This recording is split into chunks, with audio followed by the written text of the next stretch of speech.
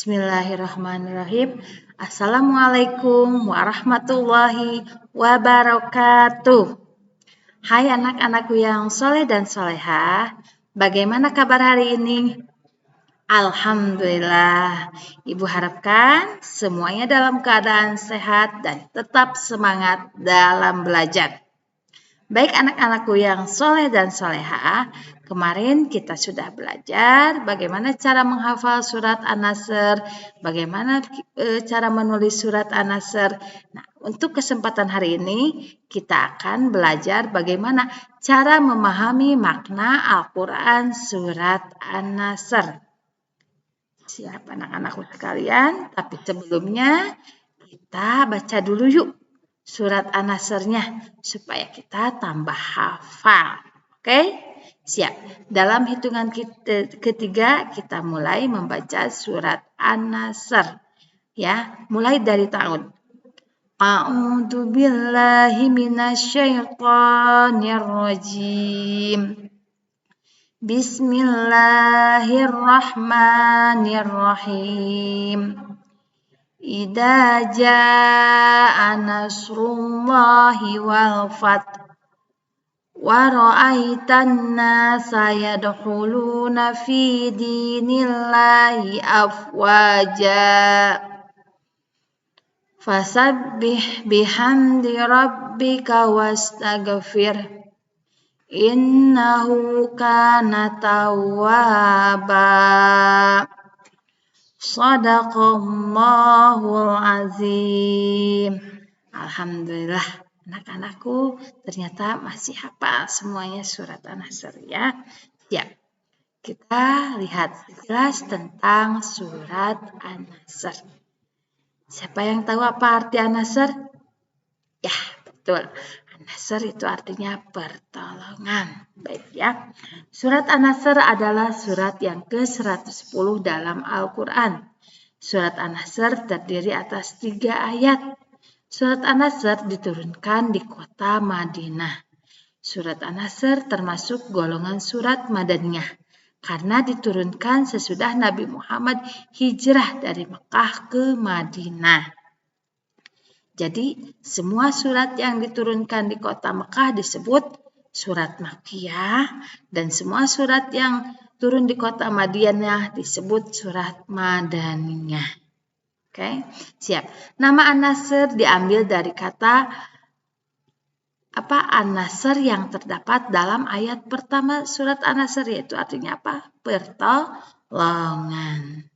Baik anak-anakku yang soleh dan solehah, kita lihat sebab turunnya surat An-Nasr atau asbabun nuzul. Kenapa surat An-Nasr itu turun?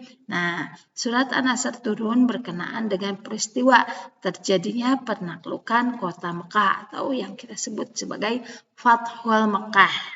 Waktu itu Rasulullah SAW berhasil menguasai kota Mekah tanpa menimbulkan kekerasan atau pertumpahan darah. Keberhasilan tersebut mengundang masyarakat umum, masyarakat Quraisy untuk meyakini bahwa Nabi Muhammad SAW adalah Rasul Allah, sehingga mereka berbondong-bondong untuk memeluk agama Islam. Baik anak-anakku yang soleh-solehah, kita saksikan bagaimana peristiwa Fathul Mekah itu terjadi.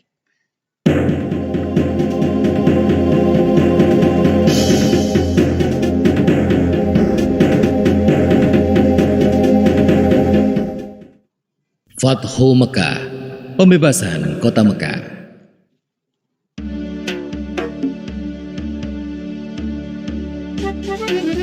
Awal bulan Zulkhodah, tahun ke-6 Hijriah, Nabi Muhammad bersama 1.400 sahabatnya bergerak menuju Mekah dalam rangka menjalankan ibadah umroh. Rombongan besar tersebut membawa 70 ekor unta sebagai hewan kurban. Para sahabat Nabi sangat antusias mengikuti perjalanan ke Mekah, terutama kaum muhajirin yang telah lama meninggalkan kota kelahirannya. Namun, perjalanan mereka terhenti di wilayah Hudaybiyah, 22 km arah barat kota Mekah. Di Hudaybiyah, beberapa orang Quraisy bertanya tentang keperluan rombongan Nabi datang ke Mekah. Utusan Nabi Muhammad menjelaskan bahwa kedatangan mereka bukan dalam rangka penyerbuan, tetapi untuk menjalankan ibadah umroh, menyembelih kurban, dan setelah itu kembali ke Madinah. Namun, orang-orang Quraisy tetap bersikeras menolak kedatangan Nabi Muhammad dan para sahabatnya. Melihat penolakan orang-orang Quraisy, Nabi Muhammad mengutus Utsman bin Affan menemui para pemimpin Mekah dan menjelaskan tujuan kedatangan mereka. Utsman bin Affan diperlakukan dengan baik oleh para pemimpin Mekah. Bahkan, para pemimpin Mekah mengizinkan Utsman untuk melakukan tawaf di Ka'bah. Tapi tanpa Nabi Muhammad dan para sahabatnya, Utsman menolak tawaran tersebut. Para pemimpin Mekah tetap menolak kedatangan Nabi Muhammad dan para sahabatnya. Oleh karena itu, dilakukan perundingan antara kaum Muslim dan Quraisy Mekah. Nabi Muhammad memimpin langsung delegasi kaum Muslim, sedangkan delegasi kaum Quraisy dipimpin oleh diplomat senior mereka, Suhail bin Amr. Perundingan yang berjalan alot tersebut akhirnya menghasilkan beberapa kesepakatan yang isinya: pertama, gencatan senjata antara kaum Muslim dan Quraisy Mekah selama 10 tahun. Tidak akan ada tindakan buruk maupun permusuhan dari kedua belah pihak. Kedua, jika ada yang datang kepada Muhammad tanpa izin keluarganya, maka dia harus dikembalikan. Dan jika ada Muslim yang datang kepada kaum Quraisy, maka dia tidak akan dikembalikan. Ketiga, dibebaskan kepada seluruh klan yang ada di Arab untuk menjalin kerjasama kepada kaum Muslim maupun kaum Quraisy. Keempat, pada tahun tersebut rombongan kaum Muslim belum diperbolehkan memasuki Mekah. Pada tahun berikutnya, kaum Muslim baru diizinkan masuk Mekah selama 3 hari dan hanya boleh bersenjatakan pedang tanpa diunus. Kelima, perjanjian antara kaum Muslim dan Quraisy Mekah didasari ketulusan dan kesediaan untuk melaksanakannya tanpa penipuan dan penyelewengan. Kesepakatan yang dikenal sebagai Perjanjian Hudaibiyah tersebut dibuat rangkap 2, masing-masing untuk kaum Muslim dan kaum Quraisy Mekah. Isi perjanjian yang dianggap merugikan pihak Muslim itu membuat para sahabat keberatan. Namun, Nabi Muhammad berhasil meyakinkan para sahabatnya bahwa perjanjian tersebut sebenarnya sangat menguntungkan kaum Muslimin. Setelah sekitar 20 hari berada di Hudaibiyah, Nabi Muhammad dan para sahabatnya kembali ke Madinah.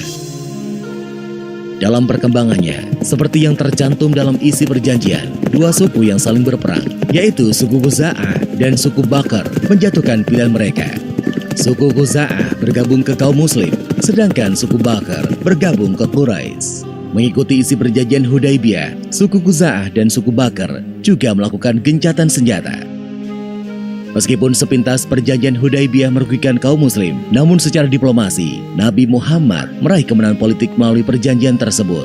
Kaum Muslim diakui eksistensinya dan Islam diakui sebagai agama resmi di Jazirah Arab.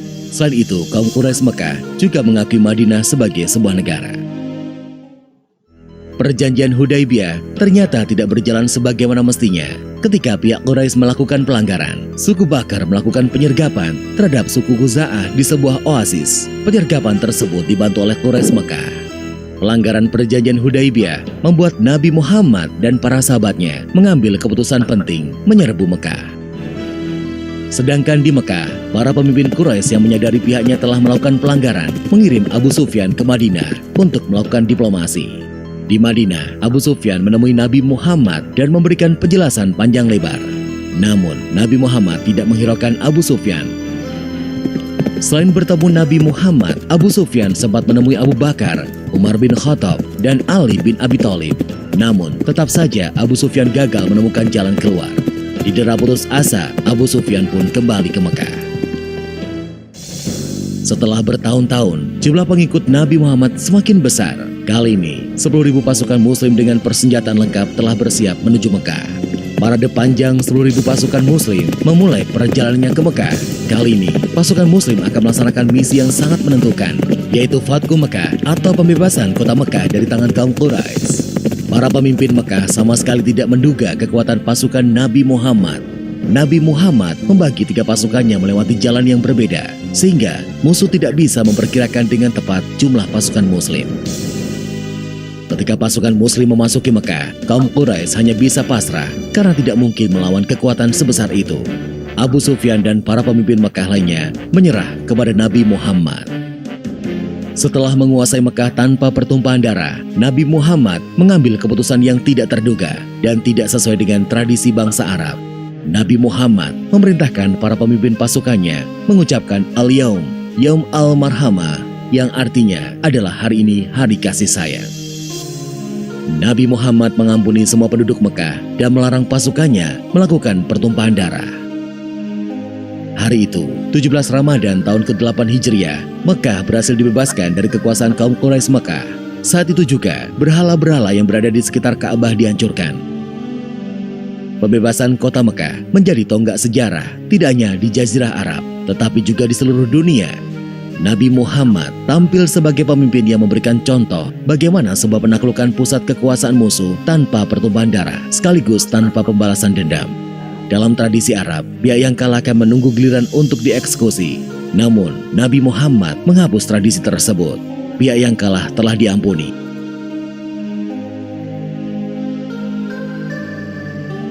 Setelah Ka'bah dibersihkan dari berbagai jenis berhala, Bilal pun diperintahkan Nabi untuk mengumandangkan azan.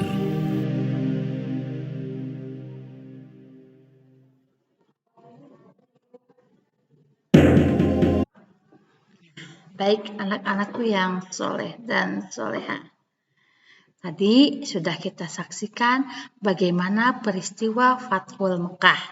Nah, sekarang kita kupas apa yang ada dalam surat An-Nasr itu. Kita mulai dari ayat pertama ya. Kita baca. Idza jaa nasrullahi wal fath. Artinya, apabila telah datang pertolongan Allah dan kemenangan. Pada zaman Nabi Muhammad SAW, berdakwah banyak mengalami perlawanan dari orang-orang kafir terutama. Ya, pengikut Nabi banyak yang diusir, difitnah, diperangi, bahkan dibunuh.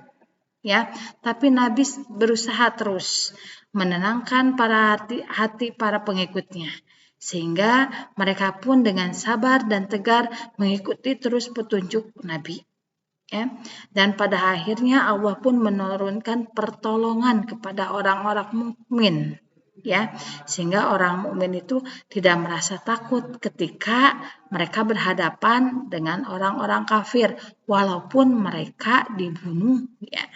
Jadi mereka selalu kuat karena mereka yakin bahwa akan datang pertolongan dari Allah. Setiap selesai menjalankan sholat, Nabi Muhammad SAW dan pengikutnya selalu memohon berdoa kepada Allah Subhanahu wa Ta'ala agar dimudahkan dalam berdakwah. Hingga bisa kita buktikan dalam setiap peperangan pasti kaum muslimin mendapatkan kemenangan. Itu karena apa? Karena pertolongan dari Allah. Salah satunya peristiwa Fathul Mekah atau pembebasan kota Mekah, ya. Itu merupakan peristiwa besar dalam sejarah Islam yang menunjukkan bahwa pertolongan Allah itu ada bagi para kaum muslimin, ya. Siap. Ayat yang kedua. Wara'aitan nasa yadkhuluna fi dinillahi afwaja. Dan engkau melihat manusia berbondong-bondong masuk agama Allah.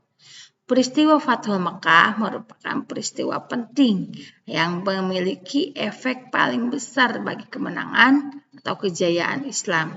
Karena waktu itu banyak orang-orang kafir yang berbondong-bondong masuk Islam tanpa melalui peperangan atau pertumpahan darah. Masuknya orang-orang kafir tersebut ke dalam agama Islam bukan karena melihat apa-apa, tapi melihat apa? Perangai Nabi Muhammad, perilaku Nabi Muhammad SAW dan pengikutnya yang cinta damai, saling menghargai, tidak suka pertumpahan darah. Nah, untuk ayat ketiga, fasabbih bihamdi rabbika wastaghfir innahu kana tawwaba. Artinya, maka bertasbihlah dengan memuji Tuhan dan mohonlah ampunan kepadanya. Sungguh dia maha penerima taubat. Dalam surat An-Nasr juga dijelaskan adanya perintah Allah untuk bertasbih memohon ampun kepadanya waktu kita menerima kabar gembira. Perintah bertasbih tersebut merupakan suatu pengakuan kita terhadap kebesaran Allah. Dan ketika kita menerima kemenangan, kita harus beristighfar.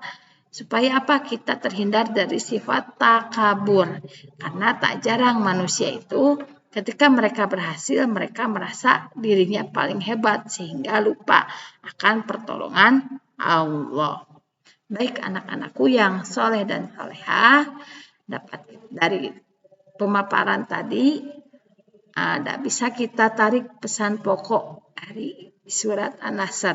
Yang pertama, janji Allah bahwa pertolongan Allah itu akan datang. Islam akan mendapat kejayaan atau kemenangan.